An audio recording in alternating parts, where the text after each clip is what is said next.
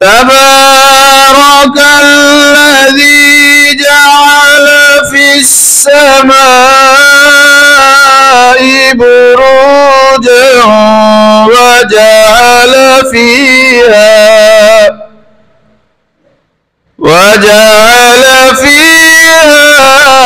سراجا وقمرا منيرا وهو الذي جعل الليل والنهار خلفة لمن أراد أن يذكر أو أراد شكورا হে আমার গোলাম বান্দা বান্দিরা রে, তোমরা জেনে রাখো আমি আল্লাহ পাক রব্বুল আলামিন আসমানের মধ্যে বুরুজ সৃষ্টি করলাম। وجعل فيها سراجا وقمرا منيرا আর সিরাজ এই বুরুজের মধ্যে আমি আল্লাহ পাক এই মিটি মিটি তারকাগুলি সৃষ্টি করলাম এবং ওয়াকামারাম মুনিরা রাত্রে বেলায় চন্দ্র আলো দেয় যে তোমরা দেখো, এটা আমি আল্লাহ পাক সৃজন করলাম। ওয়াহুয়াল্লাযী জাআলাল লাইলা ওয়ান নাহারা দিন এবং রাত সৃষ্টি করলাম খিলফাতাল লিমান আরাদা আন ইয়াযাক্কারা আও আরাদা শুকুরা রাত এবং দিনকে আল্লাহ পাক দিনকে রাতের অনুগামী এবং রাতকে দিনের অনুগামী করে আল্লাহ পাক সৃজন করলেন। দিন যদি চায় যে আমি সব সময় দিন থাকবো তাহলে তার দ্বারা সম্ভব না, যদি রাত চায় যে আমি সব সময় রাত থাকবো তাহলে রাত থাকা সম্ভব না, একজন আরেকজনের অনুগামী।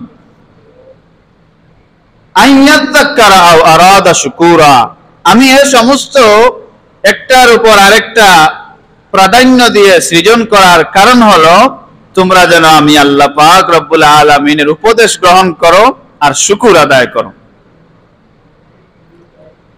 লিমান আরাদা যে ইচ্ছা করে যে আল্লাহ পাকের শুকর আদায় করবে, আল্লাহ পাককে স্মরণ করবে, তাহলে সে যেন এর থেকে উপদেশ গ্রহণ করে। সব মানুষ যখন সকাল হয় তখন তার নিজেকে সে গুছিয়ে তার সকালটা শুরু করে। যেমন একজন মানুষ যখন সকালবেলা ঘুম থেকে উঠে তখন ফজরের নামাজ দিয়ে তার দিনটা শুরু করে। কুল্লুন নাসি ইয়াউদ্দু ফাবাইউ নাফসাহু ফামুতিকুহা আও মুবিকুহা, অর্থাৎ যে মানুষ তার প্রত্যেকটি সকাল এভাবেই সে শুরু করে, সে নিজেকে বিক্রি করে দেয়। ফাবাইউ নাফসাহু, তার নফসকে সে বিক্রি করে দেয়। ফামুতিকুহা আও মুবিকুহা, যে চায় যে আল্লাহ পাকের তার নিজেকে ধ্বংস থেকে হেফাজত করবে, যদি কেউ চায় তাহলে সে তার নফসকে ধ্বংস থেকে হেফাজত করতে পারবে। আও মুবিকুহা, আর যদি কেউ চায় তার নফসকে ধ্বংসের দিক থেকে রক্ষা না করতে তাহলে সেটাও সে পারবে। এজন্য মাসের বৎসরের সূচনায় নিজেকে এই মর্মে শুরু করা যে আমি পিছনে যে আমার সময়গুলো অতিবাহিত হয়ে গেছে, এই সময়গুলো যেন আর আগামীতে আমার জীবনে ফিরে না আসে। আমরা পহেলা বৈশাখ পালন করি। পহেলা বৈশাখে আমরা কত কিছুই আনুষ্ঠানিকতা, আমরা কারেন্ট আসছে জেনারেটর মতো হইল, আমরা বিভিন্ন বিষয়ে আল্লাহর কাছে আমরা চাই যে আমাদের বাংলাদেশে পহেলা বৈশাখ পালন করা হয়, কিন্তু যে আমরা পহেলা নববর্ষ আরবি সনের ১ম তারিখ আসলে এই দিনতে আমরা যেন খোঁজ খবর রাখি না। এই মাসটা শুরু হওয়ার সাথে সাথে আপনার আমার এই মনোবাঞ্ছনা আগামী বৎসর যেন আমরা আল্লাহ পাকের রেজামন্দির মধ্যে আল্লাহ পাকের সন্তুষ্টির দিকে যেন আমরা দাবিত হতে পারি, আল্লাহ পাক যেন আমাদেরকে দাবিত করেন, এগুলো আমরা সংকল্প করা। কোরআনুল কারীমে এই মাস সম্পর্কে আল্লাহ পাক ইরশাদ করেছেন, ইন্না ইনদাতাশ শুহুরি ইনদাল্লাহি 12 শাহরান ফি কিতাবিল্লাহি ইয়াওমা খালাকাস সামাওয়াতি ওয়াল আরদা মিনহা আরবাআতুন হুরুম। 4 মাস আল্লাহ পাক সৃষ্টি করেছেন এবং এই 4 মাসকে হুরুম ঘোষণা করেছেন। যালিকাদ দীনুল কাইয়্যিম, এটাই সহজ সরল দ্বীনের দাবি। ফালা তাযলিমু ফীহিন্না আনফুসাকুম, অতএব তোমরা এই দিনগুলোতে নিজের উপর জুলুম করো না। যে মাসকে আল্লাহ পাক হারাম ঘোষণা করেছেন, দিনগুলোকে, এই দিনের মধ্যে তোমরা নিজের উপর কি করো না? জুলুম করো না। অর্থাৎ আমি যে আগে বলেছিলাম যে যুদ্ধ বিগ্রহ করা, অশান্তি সৃষ্টি করা, এগুলো এই মাসের মধ্যে নিষেধ। হাদিস শরীফে এই মাসের, মুহররম মাসের গুরুত্ব সম্পর্কে সাইয়্যিদুল মুরসালিন রাহমাতুল লিল আলামিন হুজুরে পাক সাল্লাল্লাহু আলাইহি ওয়াসাল্লাম ইরশাদ করেছেন, সাইয়্যিদুনা আবু হুরায়রা রাদিয়াল্লাহু তাআলা আনহু তিনি বর্ণনা করতেছেন, আফদালুস সিয়ামি বা'দা রমাদান শাহরুল্লাহিল মুহররম ওয়া আফদালুস সালাতি বা'দাল ফরিদাতি সালাতুল লাইল। হুজুরে পাক সাল্লাল্লাহু আলাইহি ওয়াসাল্লাম ইরশাদ করেছেন যে রমজানুল মুবারকের পরে সবচেয়ে উত্তম রোজা হচ্ছে মুহররম মাসের রোজা। আর নামাজের মধ্যে সবচেয়ে উত্তম নামাজ হচ্ছে ফরজ নামাজের পরে রাত্রির নামাজ, সবচেয়ে উত্তম। রাত্রির নামাজ বলতে কোন নামাজ? তাহাজ্জুদের নামাজ। আফদালুস সিয়ামে বা'দা রমাদান, রমজানুল মুবারকের পরে সবচেয়ে উত্তম রোজা যে মাস হলো, রোজা রাখা যে মাসে উত্তম, সেই মাসটা হলো মুহররমের মাস। ওয়া আফদালুল আশহুরি শাহরুল্লাহিল্লাযী তাদউনাহুল মুহররম, রমজানের পরে যে মাস আসে এই মাস হলো মুহররমের মাস। তোমরা যেটাকে মুহররম মাস বলো, এই মাসে রোজা রাখা আল্লাহর কাছে শ্রেষ্ঠ মাস হলো মুহররম, যে মাসকে তোমরা মুহররম বলে থাকো। এটা নবীজি পরে বলছেন যে রমজানের পরে যে মাস উত্তম, সেই মাস হলো মুহররম মাস। এজন্য মুহররম মাস কি জন্য গুরুত্বপূর্ণ হলো, তার আগের যে মাস গেছে জিলহজ মাস, এই চান্দ্র গণনার মধ্য দিয়ে আল্লাহ পাকের রহমতের দিনসমূহ, রাতসমূহ আগমন করে। ইয়াসআলুনাকা আনিল আহিল্লাতি কুল হিয়া মাওয়াকিতু লিন-নাসি ওয়াল হজ্জ। আল্লাহ পাক রব্বুল আলামিন মুহররম, জিলহজ বলেন আর রমজানুল মুবারক বলেন, যে কোনো মাসকে গণনা করেন মানুষের সময় নির্ধারণ করার জন্য এবং হজ্জের সময় নির্ধারণ করার জন্য।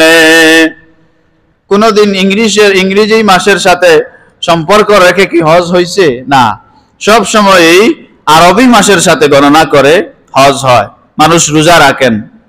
এই সমস্ত দিন সমূহ সময় গণনা করা হয় আরবি মাসের প্রেক্ষিতে। এই জন্য এই মাস, যে মাস মুহররম, শাহরুল্লাহিল মুহররম, এই মাস আল্লাহর মাস, এই মাসকে গুরুত্ব দেয়া। আমরা আস্তে আস্তে মনে করেন দিনে দিনে আমাদের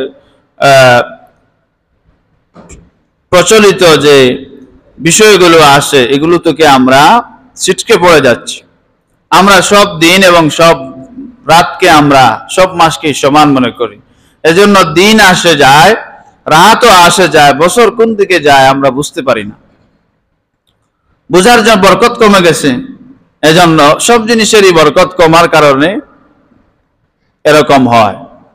দিনের বরকত থাকে না, রাত্রির বরকত থাকে না। দেখেন আপনি ঘুমানোর বিছানায় যাইতে যাইতে আপনার 12টা-1টা হয়ে যায়, আপনি টেরই পান না।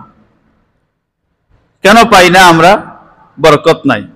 আগের সময় এশার নামাজ পড়েই খাওয়া দাওয়া করে মানুষ ঘুমাইতে যাইত, উঠে ফজরের নামাজ পড়তো, নামাজ পড়ে, ফজরের নামাজ পড়ে যখন কাজ কর্মে যাইতো তখন দিনটা অনেক লম্বা ছিল, রাতটাও পাইতো, মানুষ ঘুমানোর সুযোগ পাইতো।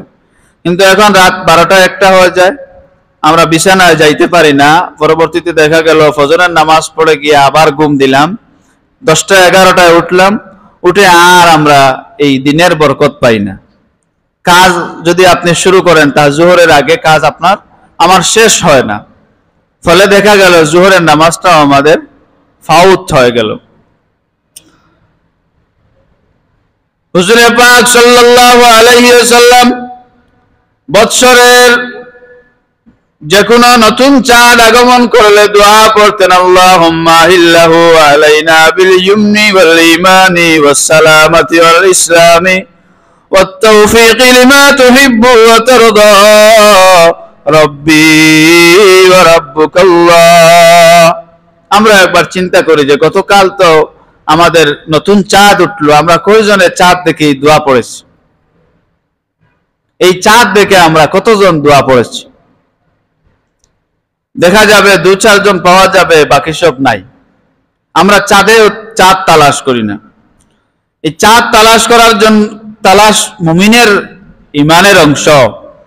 এই চাঁদ দেখে আপনি যদি দোয়া করেন, আল্লাহুম্মা হিল্লাহু আলাইনা বিল ইয়ুমনি ওয়াল ঈমান, হে আল্লাহ এই নতুন চাঁদকে আমাদের জন্য, আমাদের ঈমান, আমাদের ইসলাম এবং শান্তি বরকতের জন্য আপনি উদিত করুন। ওয়াস সালামাতি ওয়াল ইসলাম, আমাদের শান্তির জন্য, আমাদের ইসলামের জন্য, আমাদের ঈমানের জন্য আপনি এটা আলোকিত করে উদিত করুন।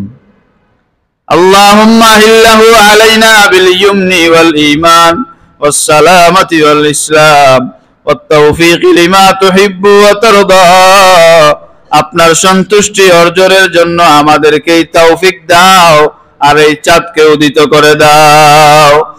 রব্বি ওয়া রাব্বুকাল্লাহ, হে আমাদের রব আর এই চাঁদের রব, আপনি আমাদেরকে এই চাঁদকে আমাদের জন্য শান্তিময় করুন, বরকতময় করুন। সুনানে তিরমিজির riwayate এই দোয়া এসেছে। হুজুরে পাক সাল্লাল্লাহু আলাইহি ওয়াসাল্লাম প্রত্যেক সাহাবিয়া একরামকে নির্দেশ দিলেন, দোয়া শিখাইয়া দিলেন। আব্দুল্লাহ বিন হিশাম রাদিয়াল্লাহু তাআলা আনহু বলেন, নতুন বছর আসলে হুজুরে পাক সাল্লাল্লাহু আলাইহি সাল্লাম প্রত্যেক সাহাবীকে জানায় দিতেন, দোয়া শিখাইয়া দিতেন। বৎসরের প্রথম শুরু যেদিন হবে এই দোয়া যেন মানুষ বেশি বেশি করে পাঠ করে। আল্লাহুম্মা আদখিলহু আলাইনা বিল আমনি ওয়াল ঈমানি ওয়াস সালামাতি ওয়াল ইসলামি ওয়া জিওয়ারি মিনাশ শাইতান ওয়া রিদওয়ানিম মিনার রহমান। এমন ভাবে শিখাইতেন, শিখার গুরুত্ব দিতেন যেভাবে কোরআনুল কারীম মুখস্থ করার গুরুত্ব দিতেন। সুবহান।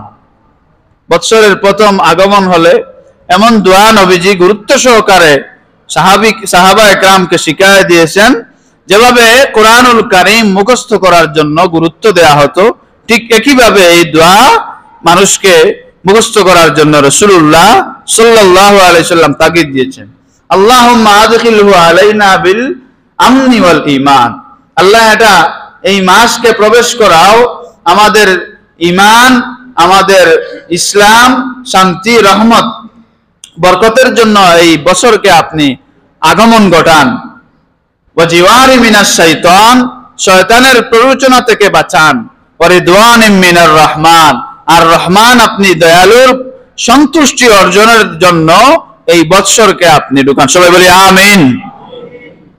এজন্য বৎসরের প্রথম আজ দিন দোয়া করা, আল্লাহুম্মা আদখিলহু আলাইনা বিল আমনি ওয়াল ঈমানি ওয়াস সালামাতি ওয়াল ইসলামি ওয়া জিওয়ারি মিনাশ শাইতান ওয়া রিদওয়ানিম মিনার রহমান।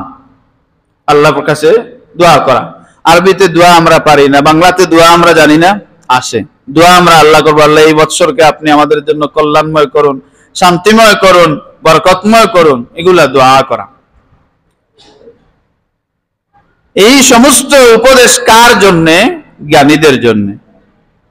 জ্ঞানীদের জন্য, যারা লিমান আরাদা আন ইয়াযাক্কারা আও আরাদা শুকুরা, তাদের জন্য এই সমস্ত উপদেশ। যারা শুকুর আদায় করতে চায়, যারা জিকির করতে চায়, আল্লাহকে স্মরণ করতে চায়, তাদের জন্য। আর যারা চায় না তাদের জন্য নয়। এই মাসের ফজিলত, আফদালুস সিয়ামে বাদা রমাদান, রমজানের পরেই সবচাইতে উত্তম রোজা হচ্ছে মুহররম মাসের রোজা। আর এজন্য এই মাসের গুরুত্ব বেশি। এই হাদিস শরীফ থেকে দুইটা বিষয় উঠে আসে। একটা হলো এই মাস আল্লাহর সম্মানিত মাস, আর দ্বিতীয়টা হচ্ছে এই মাসকে যথাযথ সম্মান করা, আর সম্মান করার মাধ্যমে নিজে উপকৃত হওয়া। কারণ এই মাস শুধুমাত্র আল্লাহর কাছে সম্মানিত নয়, বরং রাসূল পাক সাল্লাল্লাহু আলাইহি সাল্লাম এই মাসকে তাওবার মাস ঘোষণা করেছেন। এক সাহাবী হুজুর পাক সাল্লাল্লাহু আলাইহি সাল্লামের কাছে এসে আগমন করলেন, ইয়া রাসূলুল্লাহ, রমজানুল মুবারকের পরে রোজা রাখবো, কোন রোজা আপনার কাছে উত্তম মনে করেন? হুজুর পাক সাল্লাল্লাহু আলাইহি সাল্লাম ঘোষণা দিলেন, ইন কুনতা সাইমান বাদা শাহরি রমাদান ফাসুমুল মুহররম। রমজানুল মুবারকের পরে সবচাইতে উত্তম রোজা তুমি যদি রাখতে চাও তাহলে মুহররম মাসে রোজা রাখো। ফাইন্নাহু শাহরুল্লাহ, নিশ্চয়, কেননা এটা আল্লাহর মাস। ফিহি ইয়াউমুন তাবা ফিহি আলা কওমিন, কেননা এই মাসের মধ্যে আল্লাহ পাক রব্বুল আলামিন অনেকের তওবা কবুল করেছেন, অনেক কওমের তওবা কবুল করেছেন। ওয়া ইয়াতুবু ফিহি আলা কওমিন আখারিন, আর এভাবে কিয়ামত পর্যন্ত বহু কওমের দোয়াকে আল্লাহ পাক রব্বুল আলামিন, তওবাকে আল্লাহ পাক রব্বুল আলামিন মুহররম মাসেই কবুল করবেন। ক্বালা তিরমিজি হাযা হাদিসুন হাসানুন গরীব। এজন্য এই মাস মুহাদ্দিসিন একরাম বলেছেন যে এই মাসে তওবা করলে তওবা কবুল হওয়ার সম্ভাবনা বেশি।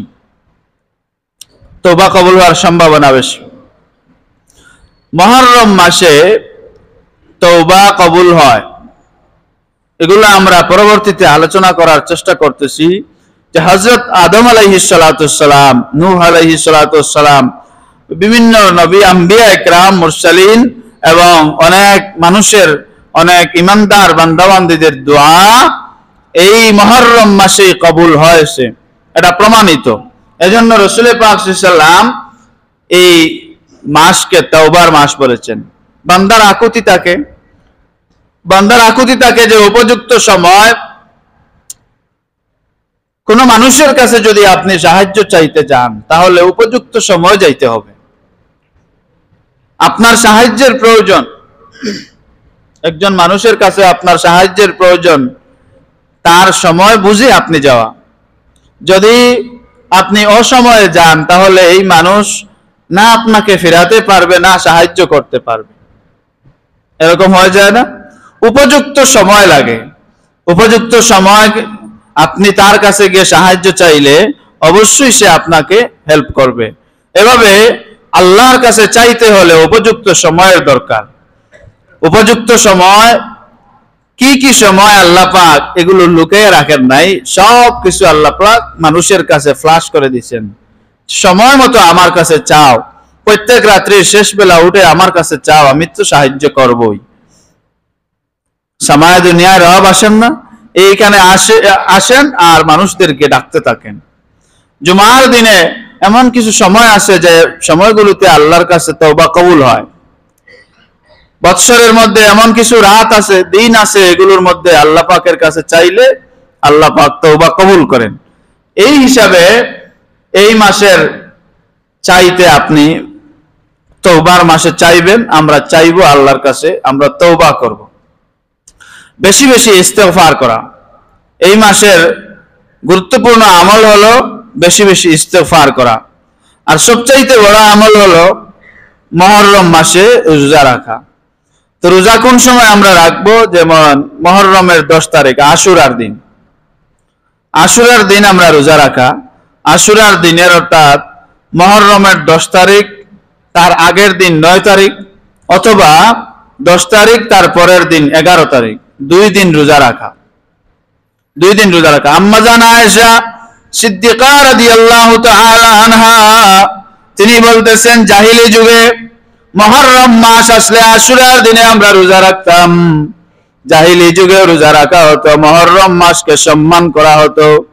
মুহররমের 10 তারিখে কাবা শরীফে গিলাফ পরানো হতো, আর এই দিনে রোজা রাখা হতো। আমরাও জাহিলি সময় পরে আমরা এই মাসকে সম্মান করতাম, এবং মুহররমের 10 তারিখ আসলে কাবা শরীফের গিলাফ পরিবর্তন করা হতো। এটা পরবর্তীতে পরিবর্তন করে আরফার দিনে নিল, কাবা শরীফের গিলাফ পরিবর্তন। এখন পরিবর্তন করে আবার বর্তমান সৌদি সরকার মুহররমের 1 তারিখে গিলাফ পরিবর্তন করেন। এই গিলাফ আম্মাজান আয়েশা সিদ্দিকা রাদিয়াল্লাহু তাআলা আনহা তিনি বলতেছেন যে আমরা মুহররম মাস আসলে এই মাসকে সম্মান করতাম, আর মুহররমের 10 তারিখে কাবা শরীফের গিলাফ পরিবর্তন করা হতো, আমরা এই দিনে রোজা রাখতাম। ইসলাম আসার পরে এই মাসেরও গুরুত্ব থাকলো, এই দিনেরও গুরুত্ব থাকলো। খ্রিস্টানরা তারা এই দিনকে তারা উদযাপন করত, ইবাদতের মাধ্যমে উদযাপন করত।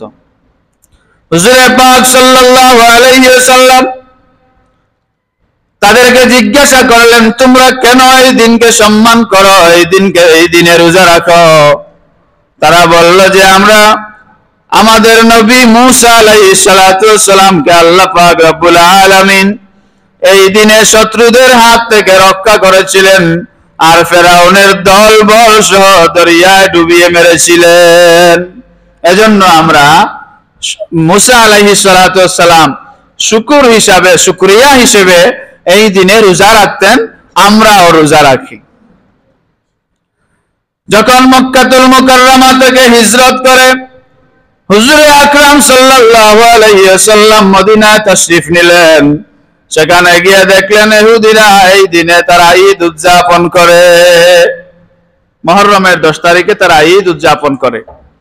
জিজ্ঞাসা করলেন, তোমরা কেন ঈদ উদযাপন করো? ইহুদিরা বলল, এই দিনে আমরা ঈদ উদযাপন করি, এই দিনে আল্লাহ পাক রব্বুল আলামিন আমাদের নবী মূসাকে ঈসা আলাইহিস সালাতু ওয়াস সালামকে আসমানে আরোহণ করিয়েছেন, ঊর্ধ্বগমন করিয়েছেন, মেরাজে নিয়ে গেছেন। এই শুকর স্বরূপ আমরা শত্রুদের হাত থেকে রক্ষা করেছেন আর মেরাজে নিয়ে গেছেন, এজন্য আমরা এই দিনকে ঈদের দিন হিসেবে পালন করি। হুজুর পাক সাল্লাল্লাহু আলাইহি ওয়াসাল্লাম ইরশাদ করলেন, মূসা বলেন, ঈসা বলেন, এই সমস্ত শুকরগুজারির অধিক হকদার তো আমরা, কারণ আমার ভাই মূসা, আমার ভাই ঈসা, এজন্য আমার উপর অধিক হক রয়েছে, আমরাও এটা পালন করব। তবে খ্রিস্টান এবং ইহুদিদের বিরোধিতা করে আমরা এটা পালন করব। নবীজি ঘোষণা দিলেন যে সবাই যেন আশুরা রোজা রাখে। সবাই আশুরা রোজা রাখলেন। শেষ পর্যন্ত অন্যান্য সাহাবায়ে কেরাম এসে আরজ করলেন, ইয়া রাসূলুল্লাহ, আমাদের মতো তো ইহুদিরা খ্রিস্টানরা রোজা রাখে, তাহলে আমাদের মধ্যে আর তাদের মধ্যে পার্থক্যটা কি? হুজুর পাক সাল্লাল্লাহু আলাইহি সাল্লাম ঘোষণা দিলেন, ইনশাআল্লাহ যদি আগামী বছর আমরা পাই, তাহলে আগের দিন আর আশুরার 10ম তারিখ এই 2 দিন আমরা রোজা রেখে তাদের বিরোধিতা করব, অথবা 10 তারিখ অথবা 11 তারিখ। তবে উত্তম হলো 9 তারিখ এবং 10 তারিখ রোজা রাখা। আর এই রোজা আম্মাজান বলতেছেন, এই রোজা আমাদের উপর রমজানুল মুবারকের রোজা ফরজ হওয়ার আগে এই আশুরার রোজা আমাদের উপর ফরজ ছিল। রমজানের রোজা ফরজ হওয়ার কারণে এই রোজাকে মুস্তাহাব করা হয়েছে, এই রোজা নফল হয়ে গেল। ইচ্ছা করলে কেউ রাখতে পারে, না রাখলেও কোনো সমস্যা নাই। তবে হুজুর পাক সাল্লাল্লাহু আলাইহি সাল্লাম এই রোজা সম্পর্কে ইরশাদ করেছেন যে এই রোজা আশুরা রোজা যদি কেউ রাখে, তাহলে তার পূর্বের 1 বছরের সগীরা গুনাহ ক্ষমা করে দেওয়া হয়। এজন্য এই রোজার গুরুত্ব। সাইয়্যিদুল ইস্তিগফার বেশি বেশি করে পড়া।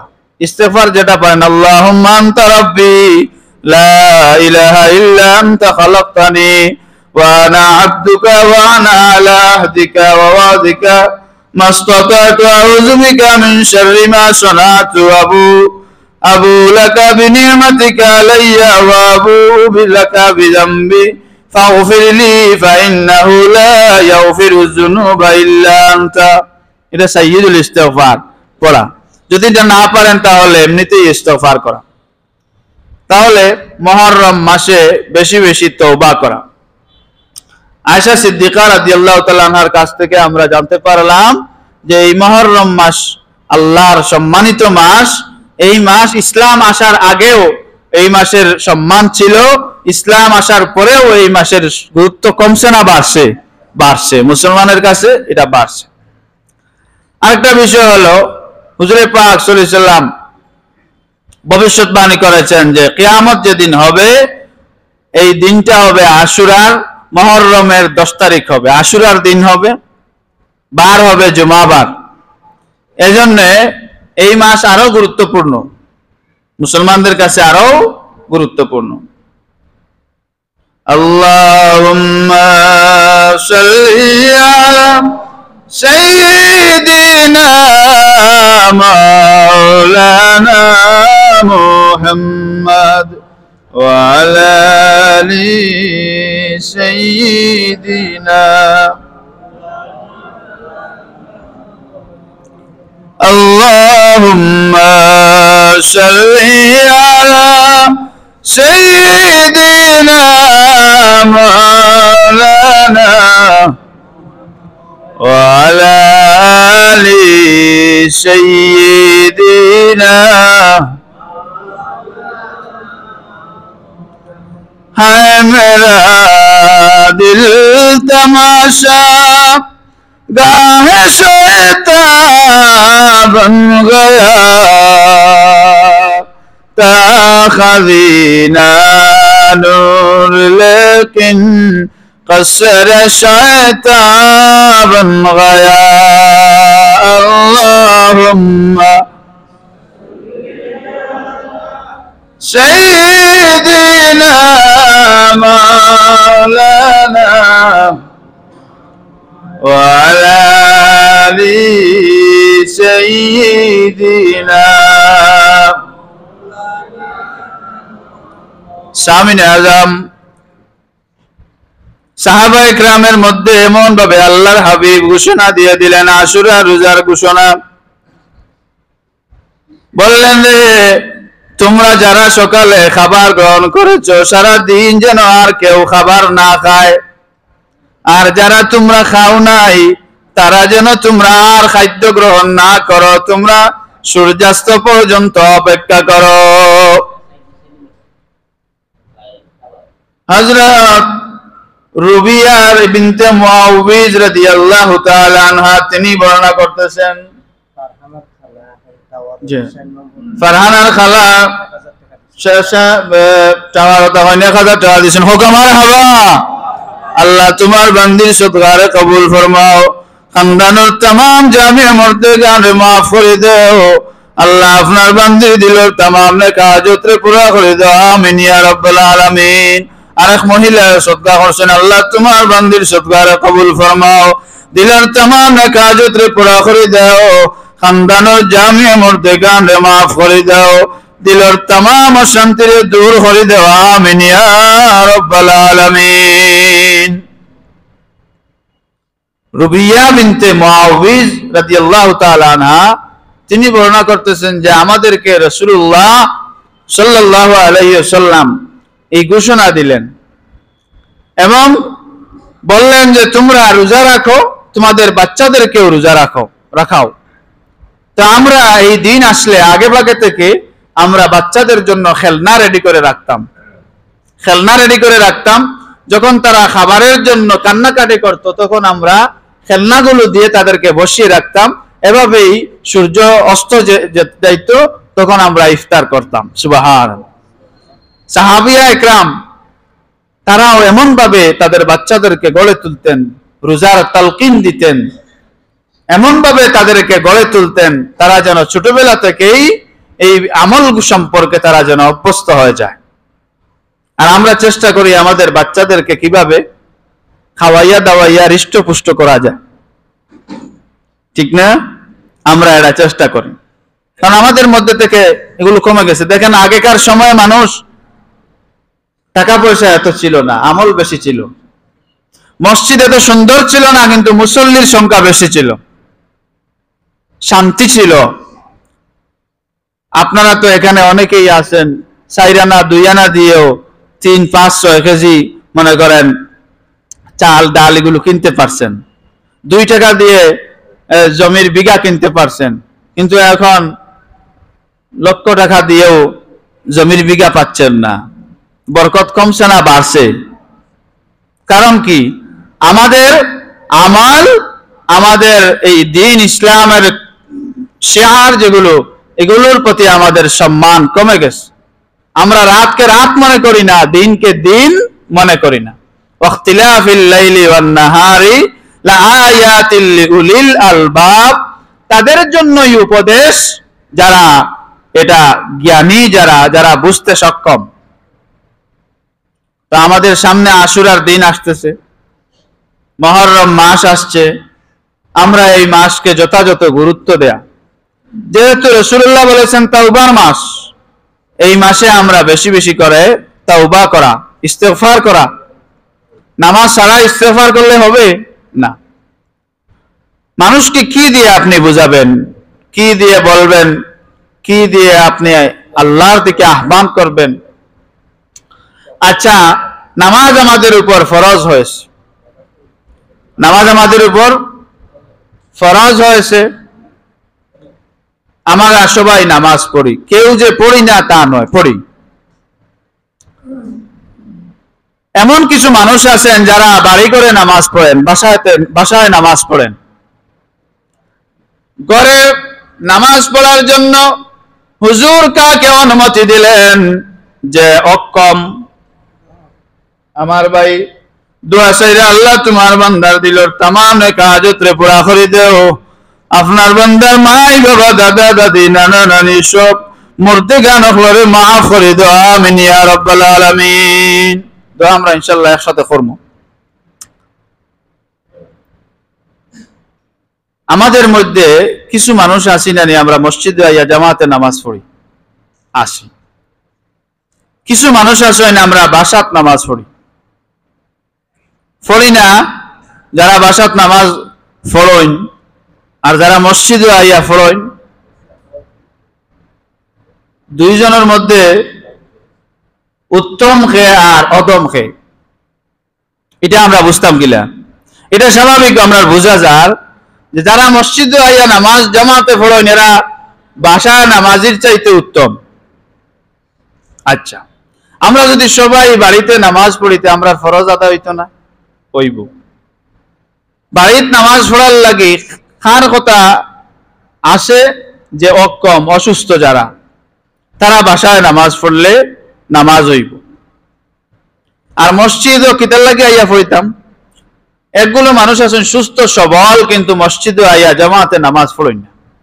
তার কাছে একটা প্রশ্ন, আমার প্রশ্নটা হইল, যদি বাসায় নামাজ পড়লে হয়, তাহলে রাসূলুল্লাহ কেন মসজিদে নববী তৈয়ার করলেন? হট মানুষ কেন মসজিদে সুন্দর সুন্দর কারুকার্য দিয়ে মসজিদ নির্মাণ করেছেন? কেন?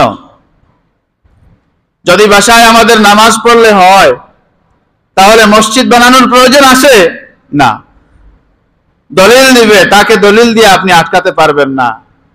আর ওয়াজিওয়ারি মিনাশ শাইতান, শয়তানের প্ররোচনা থেকে আশ্রয় নেওয়া আজই প্রয়োজন। ওয়াজিওয়ারি মিনাশ শাইতান, শয়তানের কাছে যদি আপনি যুক্তি ধরেন, যুক্তি দিয়ে পারবেন না। সে বলবে আল্লাহর হাবিবের উসিলায় এই পুরো জাহানকে যায় নামাজ বানায় দিয়েছেন আল্লাহ, যেখানে আপনার খুশি নামাজ পড়েন নামাজ হবে। বাইরে তোমার কাছে আমার আবদার থাকলো, সব জায়গায় নামাজ পড়লে নামাজ হয়, তাহলে মসজিদ বানানোর কি প্রয়োজন ছিল? হুজুরে পাক সাল্লাল্লাহু আলাইহি ওয়াসাল্লাম কেন মসজিদে নববী তৈয়ার করলেন? আর আল্লাহ পাক কেনই বা ফেরেশতাদের মাধ্যমে মসজিদে হারাম তৈয়ার করলেন? কেন তৈরি করলেন? যদি বাসাতে নামাজ পড়লে নামাজ হয়, সুস্থ অবস্থায় আপনার সক্ষমতা থাকা সত্ত্বেও যদি আপনি মসজিদে এসে নামাজ না পড়েন, তাহলে যে মুসল্লি নামাজ এভাবে পড়বে তার নামাজ হবে না, হবে না, হবে না। জরুর আছে আপনার, আপনি অসুস্থ, এই অবস্থায় আপনি যদি বাসায় নামাজ পড়েন নামাজ হবে। সব ঘরই তো আল্লাহর ঘর, কিন্তু বাইতুল্লাহকে বাইতুল্লাহ বলার কারণ কি? কারণ হলো একটাই, যে অন্য দুনিয়ার সব মসজিদই আল্লাহর ঘর, কিন্তু এই ঘর থেকে সম্মানের দিক দিয়ে উত্তম ঘর হলো কাবা শরীফ। কাবা শরীফ। আপনার ঘরে নামাজ পড়লে নামাজ হবে, কিন্তু মসজিদে এসে নামাজ পড়লে তার চেয়ে বেশি সওয়াব এবং লাভ। এজন্য আমাদের বোঝা উচিত মসজিদের খোরাক আদায় করা। আপনি আপনার পরিবারের ভরণ পোষণ করলেন, সব কিছুই করলেন, কিন্তু দেখা গেল আপনার মসজিদের আপনি খোরাক দিতে পারলেন না। এই মসজিদ যত সুন্দর করে আপনি বানান না কেন, মাসে মাসে টাকা পয়সা দেন না কেন, যদি আপনি মসজিদে এসে নামাজ না পড়েন, তাহলে এই মসজিদ আপনার খোরাকির ব্যাপারে কাল কিয়ামতের ময়দানে আপনার জন্য জান্নাত আর আপনার মধ্যে রাস্তার মধ্যে পাহাড় সমান পরিমাণ আবদার নিয়ে দাঁড়িয়ে যাবে, বলবে রব আপনার বান্দা আমার খোরাকি দুনিয়াতে দেয় নাই। মসজিদের খোরাকি হচ্ছে আপনি মসজিদে এসে নামাজ পড়বেন। আল্লাহ পাক আমাদেরকে তৌফিক দান করুন। আর সামনে আশুরার দিন আছে, এই দিনে কিছু জিকির আজকারের ব্যবস্থা করা, তাওবার ব্যবস্থা করা, জিকির আজকারের ব্যবস্থা করা। আমরা সবাই এই দিনকে গুরুত্ব দিব, রাতকে গুরুত্ব দিব, আর রোজা রাখার, নফল রোজা রাখার চেষ্টা করবো। আমার তৌফিক ইল্লা বিল্লাহ, আলাইহি তাওয়াক্কালতু ইলাইহি উনীব।